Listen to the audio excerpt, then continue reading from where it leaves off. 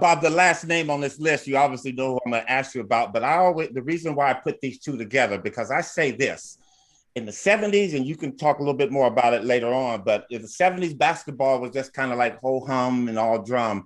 Larry Bird and Magic Johnson changed this game, and they made it exciting. They made their players be accountable for their actions on the court. Tell us about Larry Bird. Well, and passing, the fact that the thing that they both did best, they did other things, but the thing they both did best was pass. So that certainly starts with in Larry's case as well. He lived passing. They came along, and the league was so lucky. Not only did they come along the same year, but they came along in the franchises where they were, which were had a little history back, from the 60s naturally, and you were able to. They both went to the right place, in a sense, and that was made it exponentially better. And they respected each other so much on the court. Didn't really get to know each other well until midway through the career. So, but and then of course they became very friendly and still are to this day. But Larry, look, so many things I can say about Larry on the court. I'm going to throw this one out at you, Coop, and you and we'll get to you and Larry. I'll get to you and Larry. And my belief is that nobody in the history of the game ever accomplished more with the ball in his hands less than Larry Bird. I mean, the difference, when I look at LeBron today, now the two greatest passing forwards of all time are Larry and LeBron. I mean, Rick Barry will be yelling, and what about me? All right, fine. But those are my answers, okay? But LeBron, first of all, he's not he's a queen on the chessboard, but as a forward, he has the ball all the time. And he should. We don't argue with that. They don't need a point guard. You got LeBron. But Larry was, hey, who knows better than you? Larry was thinking 2 steps ahead, about was going to do the ball before he got it. He could see who was where he had a picture in his head of where everybody was. And he had limited touches to get the assist that he got, as opposed to any other passing forward you want to name. And that's the most amazing thing to me is what he accomplished with the ball in his hands as infrequently as it really was. Now, as the man who guarded him better than anybody else, which Larry Bird will be the first person to tell the world, what's your feeling about that? Did you feel that he always had the ball, or did you? Because one reason he didn't when they played the Lakers is that you were keeping him from getting the ball. Well, that was your job. People always ask me, who's the hardest player I've ever had to guard? And there was Michael Jordan, George Gervin, the late, great Mike Mitchell. I mean, so many players. I always say Larry Bird. And I say this for the reason because with Larry, okay, say if you're guarding Michael, when Michael passed the basketball, he kind of hung on his shorts and he sit off to the side. With Larry, when he passed the basketball is when he became more dangerous. He was either setting a pick, coming off a pick, catching the ball, passing the ball. So he was the one you always had to stay attentive to the whole 24 seconds of that offensive play for the Celtics. And you know what? Oh, he's going to get offensive rebounds. He was going to do something to help his team have the best chance of scoring at that point. So I always say it's him. So I'm with you, Bob. He didn't need the basketball to affect the game. Obviously, he was great with the basketball, but he did so many of setting good picks for people. And who else can you say that about to that degree? Nobody. I remember in the prime, when Michael was on his ascendancy and Larry and Magic ruled, and here comes Michael, and then Michael eventually became the guy. We all know that. I said, there's one thing, I just want to tell you folks, I said, there's one thing that I saw Larry Bird. Now, this is the gospel truth, verifiable. One night in Phoenix, they were losing big time at the half. And they come out in the third quarter, and Larry did not take a shot, but dominated the game. He had 7 assists in the third quarter, and they came back and won the game. And that's example of the thing. He could affect the game without taking a shot more than Michael could never do that. Never. Michael had to have the ball. I mean, to do it, had to have it, and had to. And I'm not going to. I won't. I'll leave Magic on. I'll let you address this aspect of it for Magic, but for Larry, it was amazing, and no one to the degree that Larry Bird did it affected the game more without even having the ball in his hands or taking or at least not taking a shot. You know what, Bob? I was friends with Dennis Johnson. You know, we grew up here in California and all that. And Dennis, he told me this one story. We were playing, I guess it was in 84, 85, one of the series. But Casey Jones was drawing up a play. And Larry was kind of like watching. And then finally Larry said, hey, coach, give me the fucking ball till everybody get out the way. I love that story because that's dominance there. That's some shit only great ones say and do. Yeah, he would feel comfortable doing that. And you wouldn't take offense. DJ, I'm glad you brought him up. I truly sad when I think about DJ not being with us. He's too young. He was way too young. And he was an interesting player, interesting man, interesting player. He was vital when they got him. All right, let me ask you, when Phoenix trades him to LA, to Boston, before the 83-84 season, what was the chatter on your team? What were you thinking? What was the chatter in your locker room about going to Boston? Like I said, I've grown up with DJ. We played against each other in junior college, and then when the pros. We knew that when DJ came to Boston that our work was really cut out for us. And I'm going to mention another name, but let me finish a little bit about him, Bob, is that we knew DJ would be able to play Magic. A good defender. He didn't have to and usually when we play smaller teams, when Magic went in the post, teams double teamed him. So DJ didn't require the double team on Magic in the low post. Plus he was going to disrupt his dribbling coming up the court. As well as DJ wasn't a great shooter, but he was always that guy that could hit that shot. He shot enough and he could hit a cut, but if there was a big shot on the line like he did in LA, what was it, in 84? He killed that jumper to take him back to Boston. So 85. DJ was just a tremendous guy, man. That we'll never understand. We all love KC, but he was mysterious sometimes. He didn't have DJ on Magic in the beginning of the 84 series until Game 4. Which we thought was amazing. Changed everything. So now DJ, not only is he guarding Magic, but he scored 20 points in each of the last 4 games of that series. Yeah. All right, let me throw this one at you. I got you. Hold up, Bob. Hold up. Let me ask you this. Yeah. One other player, and this guy scared the shit out of me. And you know what? I really appreciate it. Len Bias. When the Celtics drafted Len Bias, that was the scariest our organization had ever been because we knew now they had the talent. With us, James Worthy coming to you guys had a kid, man, and it's so unfortunate about him not being here with us. We knew that we had you guys could put a lineup out there 6'9" and up. I saw him. I happened to be, and I don't know what the hell I was doing there. I really don't.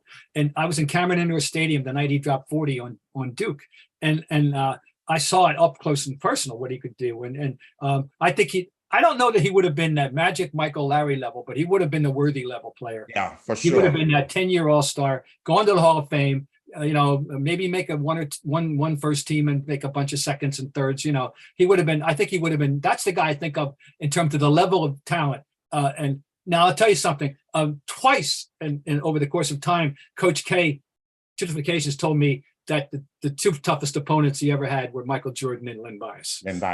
Yep.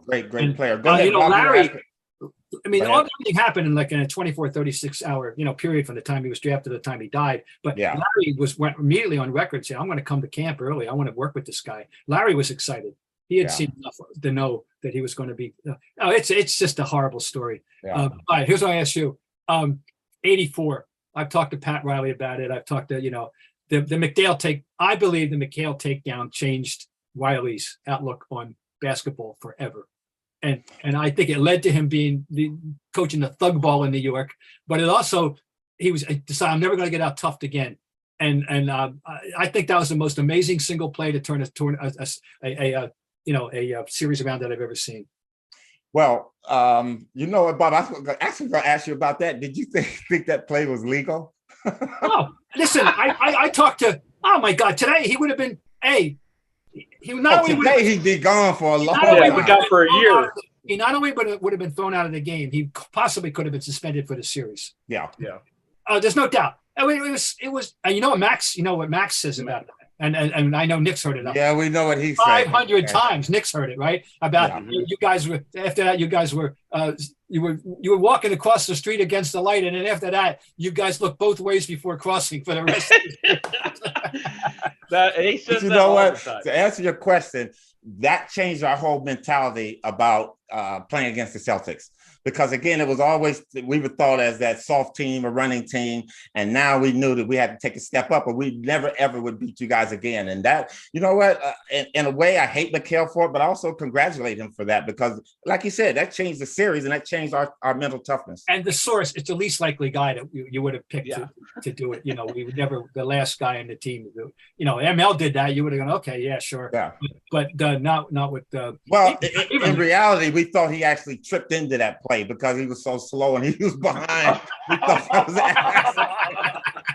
was I believe that the better team did not win in '84, and might not have, but the better team might not have won in '85 either. I think that I know you guys believe you should have won '84, and I concur.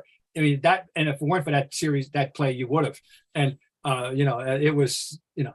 By the way, that game, it turned out to be a wonderful overtime game, though. You know, and that was a terrific game. But anyway, all the great what ifs, you know. But you mentioned bias, and why, you know, you beat them in '87. Their bench was shot. You know, they had, and Kevin was hurt, and you know, somebody's always hurt. You '89 guy, I know you guys were hurt, and you know, against the Pistons, I know that. And anyway, that series was '84 was but it was a great series for the league to put focus on the league, you know. But you know, Bob, from 1980 to '89, I think there was so many good teams, is that the Celtics and the Lakers, we truly wore ourselves out by, you know, because for us, whenever the Celtics won it, they had 82 championship games they had to come. Then you had the playoffs and all that. Same thing with us. And finally, us meeting, every game was so intense. And we only made the Detroits, the Philadelphia 76ers, we made them other teams get better and better. So it made it very hard basketball. How about Milwaukee? Milwaukee was good. Exactly. Yep. In Atlanta, you know, here's what I believe. Now, you're aware of the Bird and Magic, you know, Michael, Bird Dominic shootout in '88. Yep. Okay. I saw you guys watch it, I'm sure. Okay. I believe if the Hawks had won that game in that series, that would have changed NBA history. They would have been around for a while. I think it was the most. Yeah, I really think think about that team. It was Tree. It was Kevin Willis, and Dominique, and Doc. And Randy Whitman. Randy Whitman went 10 for 12. Randy Whitman went 10 for 12 that afternoon. Yeah. Doc had 16 points and 18 assists that day. And it was here's one. I don't know if you know this. That game, the final score was 118-116. And in that game, 234 points, a combined total of 15 turnovers. Wow. Didn't know that. That's good basketball there. It was as high level as 80s basketball is going to get. Yeah. It was that Bird's last stand there, Bob? No, at 91 when he came off, he hurt the head on the floor and came back and beat Indiana. That was really the last stand. Then he had a 46 point game 49 in March of 92 against Portland and March last year. That game, I know he bricked the first shot, and Marv Albert was busting him bad, and then all of a sudden, dude, he just took over. Did he trash talk to you, Coop? Who? Larry? You know what? He tried one time, and I've heard this from several people, especially DJ. He said, you know what?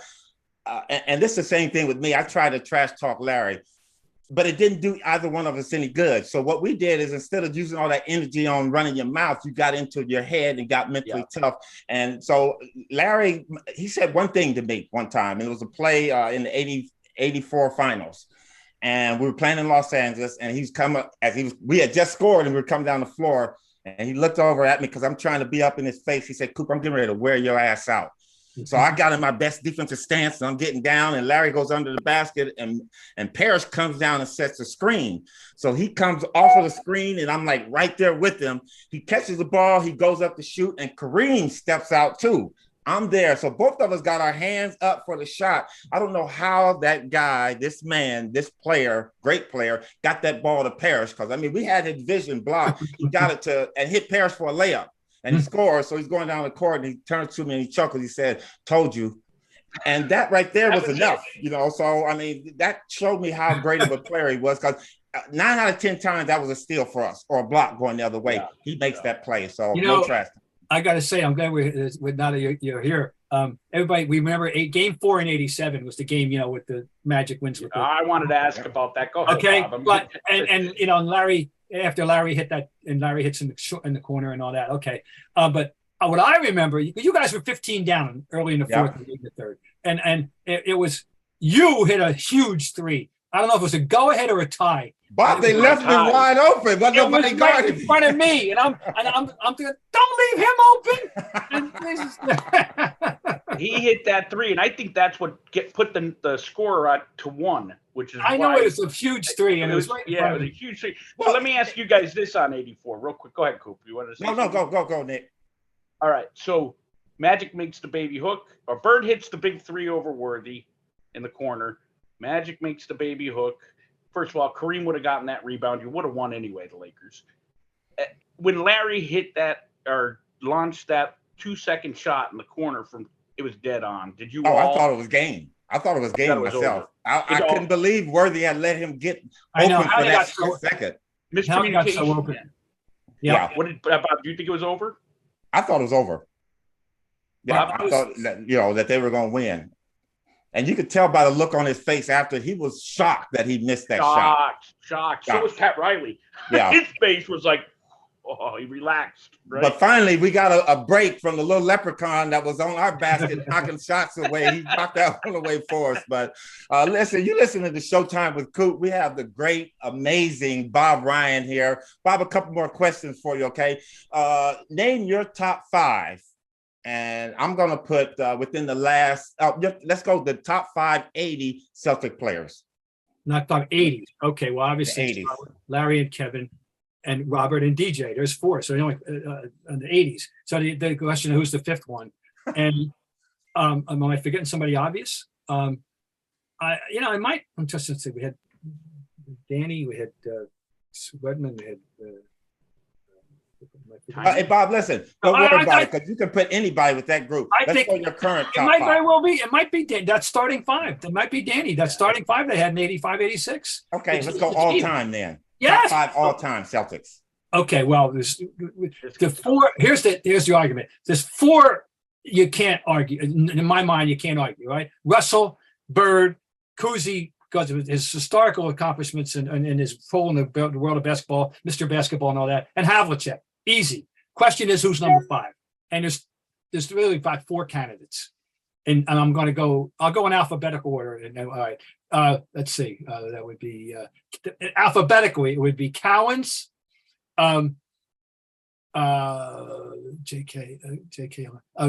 Jones, as in Sam, McHale, and Pierce. Ooh, that's good. And it's down to McHale and Pierce for me.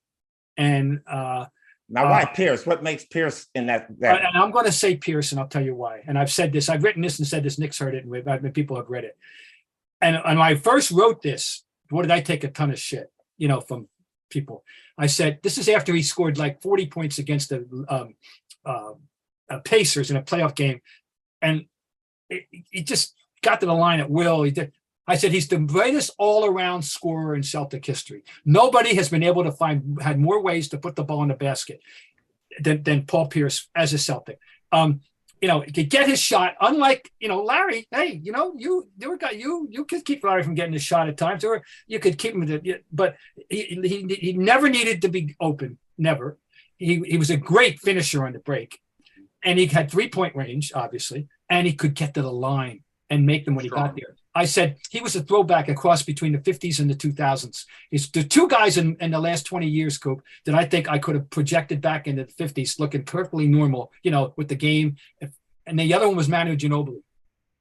And I said, at one time, Pierce had a game, a guy said he bamboozled his way to 30 points, I mean, you know what I'm talking about. He flopped. He could flop. But he was great, and he had to duck up and up and under, and the whole package. But Havlicek needed to be open, for the most. When he got open, God knows, he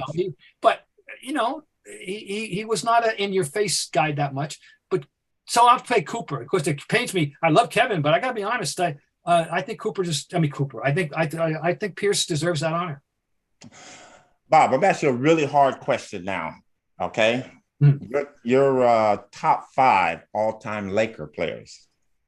Okay, well, number 1, I'm going to go and I'm starting with Elgin Baylor, I am the vice president of the fan club, regional president of the fan club. I was honored to have written the foreword to Bijan Bain's biography of Elgin Baylor. I talk about how Elgin Baylor is the most important individual offensive player in the last 60 years. He changed basketball and introduced stuff that we had never seen before, and he's not being remembered properly. So you start with that. Okay. Then we go with Magic. Then we go with Jerry. And Kareem, of course, and Jerry. So there's 4. And then, I would Kobe. And of course, Kobe. I'm using me time. You have to go with Kobe. So that's a quick thing off the top of my head. If I've forgotten somebody obvious, okay. But yeah, I'll live with those 5. Yeah, you forgot LeBron James. Yeah, what about LeBron? I don't think about him. You forgot James Worthy. You forgot Michael Cooper. I didn't forget James Worthy. I didn't forget him. This is, hey, what the proof? These 2 franchises, have more great players than anybody else. Period. Exactly. You're right. It's that simple. So, you go 10, 12 deep and you can make arguments. And I don't think of LeBron as a Laker, though. Right now. I don't either. It's so, like Bob, when you see him, what do you think of him as? A Cavalier? Yes. A Heat? He's become a citizen of the world, kind of thing. Yeah. Like the not Barry Bonds, his daddy, the Bobby Bonds of basketball. Played for everybody. But no, I don't think of him. But yeah. I don't think of him as a Laker, obviously. Okay, I'm gonna say this to you, Bob. But he's on my, he asked me with my all-time 5. He's on my all-time 5. When the Lakers win the championship this year, you got to think of him as a Laker. You will remind me, I'm sure. For sure, I will. This year, is he due to pass Kareem and Magic this year? He's going to pass everybody, right? He's going to pass Kareem. And that's something amazing about that young man. We're getting ready to see something historical happen, man. I really don't want to see when Kareem broke Wilt's record in Vegas that time. Now we're getting ready to see. I really do. I think he's going to get it early in the season too. Well, so hey, wait a minute. What was it like when Kareem and Wilt met up at the Forum after Kareem broke Wilt's record? Because Wilt was pissed about that, wasn't he? Well, he was pissed, but they had such a great friendship because as a young person, Kareem threw him young. So I don't think there was too much animosity. And again, I think one thing people got to always remember, records are made to be broken. So I don't think that there was too much on that. I just think there was more hoopla of Kareem breaking his record than Wilt actually setting the record. And I think that's what he kind of got offended about. I think LeBron. And one reason, when Wilt did what Wilt did, the NBA didn't have the prominence, the coverage. There was no, there was no ESPN. There was no internet. Wilt's last year was 72, 73. Yeah. So, it's a whole different world then. The whole coverage was the same. So there was no way it was going to get the kind of notoriety. Look what Aaron Judge today. Look at the spotlight on Aaron Judge. Yeah. Maris didn't have that spotlight 61. No. He had it in New York, but it was nothing like it is here, now. And that's understandable, Bob, who's your GOAT all time? Michael. Jordan? Michael. I have to start. I have to one more preface. I separate centers. Anytime this argument comes up, I separate centers. Remember, younger people don't know what a center is, but there used to be a guy that would have his back to the basket, and you throw him the ball and he'd score. Maybe took a hook shot, rebound pass. Okay, I separate centers. My all-time, all-around player is Michael. You can't refute Michael. And my all-time team is very simple. I still want to start with Russell. And if you want to argue Kareem or Wilt, I understand it. Those 3 and centers. And then you go with the forwards are Larry and LeBron, and the guards are Michael and Magic. That's my team. Now, but the centers thing, of course, now it's really amazing because people don't even really know what a center is. But I would say, Coop, if you're going to talk about the all-time, just players out of context now we got to talk them all together. And who are the best 5 or 10 players?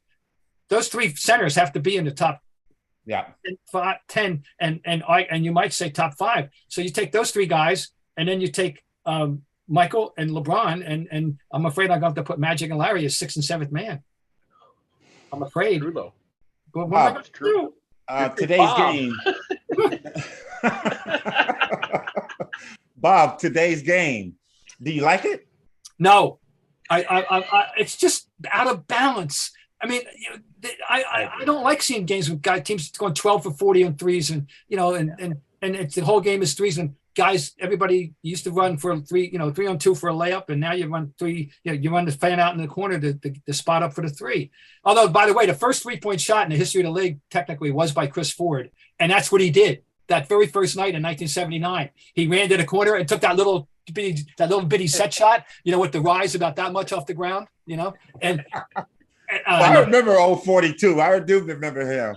But he made that. That's the irony. And of course, we made one time. Get this, you ready, Coop? One time, he scored at least a 3 in 24 out of 25 games. Wow. We were in awe. And that was when it was a man shot. Now this shot they shoot now is a little bit better than high school. But it's taken over the game. I call it it's hijacked the game. And I said earlier, you'll never see another McHale. We won't. Not the way the game is now. Yeah. All right, off the top of your head right now, if I say postman in the NBA today, does anybody come to mind? I got like 2 guys that come to mind. I got the kid Djokovic in Denver. And the other one is I would like to say Embiid, but he's never underneath the basket. The other one would probably be I think Embiid's there more than Djokovic is, though. Djokovic, I think more as a passer from the high post. That's true. Who would you say, Bob? I'll tell you the other one. It's Embiid, and you know who else can do it? But once again, he's not encouraged to do it. Karl Anthony Towns. Yeah, yes, like him. He can do it, but who's asked to do it? Yeah. And don't you love it? Don't you love it when they throw the ball into a big guy and he's got a 2-foot jump hook and he throws it out in the corner? Don't you want to barf? Robert Williams does that all the time here, and all the time. That's the way he was taught, though. It's not his fault. Yeah, that's the way he was raised. Bob, I remember when Larry off the break, he'd be dribbling down the court, and he'd pull up for a 3, and the broadcasters would, Larry Bird has such guts to do that. They do that every game now, and they pass up great shots. Oh no, that's the game. The game is to. I mean, they can get to the basket. They stop at the 3-point line. It's a different game. I like the fact that the Warriors still find a way to move the ball and play right. Yes. If everybody could play like them, but guess what? It's like anything else. There's better team, good people, and better people, and they happen to have a monopoly on this, and that's why I enjoy watching them play. Bob, can the Celtics win a championship in the next 2 years? They have the personnel to make a serious run. As you know, they came within 2 games of doing it last year. And look at their core group. The 3 core guys are 27, 25, and 25. Yeah, that's good. Smart. Tatum is still getting better, and he got a lot of criticism for his not playing as well in the finals as he should have or could have, and I think he's going to benefit. I think I have faith in him that he'll take this the right way. And Bob, you know what I was going to say? Don't you think he missed his chance last year of becoming that great player, that elite player? Right then, yeah, he did, but it's not gone. Yeah, he threw an opportunity, and how many you're going to get? But he's still, he's only 25 years old. Now, we have to, there's an elephant in the room. The X factor of there's 2. One is Williams is hurt again, and Robert Williams has played in 178 out of a potential 324 games in 4 years, and he's out again, and he might be out till January. What's wrong with him, Bob? His knee still? No, the knee. The knee was weak, and you had to have a second operation. Wow. And so did they make a mistake in playing him in the playoffs? I mean, it's always something. And they're very different. Why did he wait, Bob? Why did he wait? I don't know why and who's responsible for that. I don't know.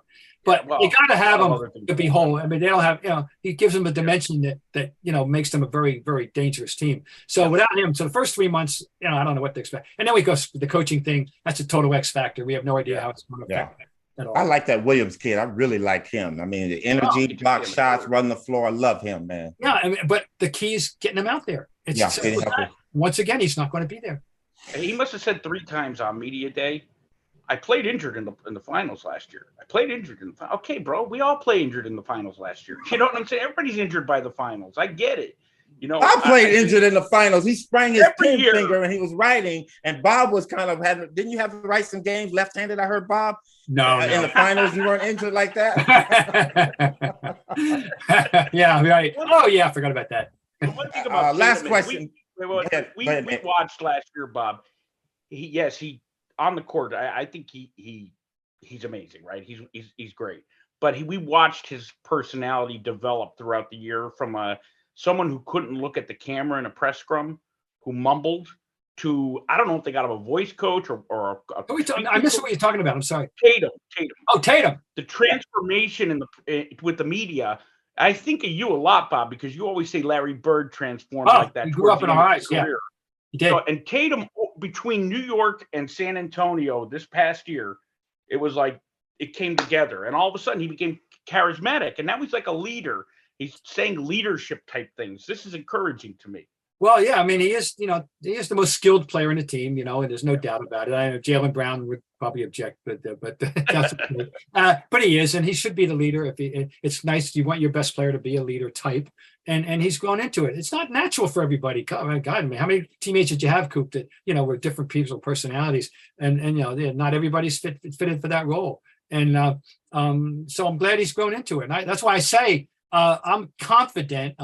Can't guarantee that he'll benefit from the experience of the playoffs in a good way, that he'll take to heart the criticisms and understand where he fell short and what he should have done and do it better the next time. He'll also benefit from the rest, because let's not forget he did the the bubble, the Olympics. I mean, they just all these players went nonstop who played in the Olympics.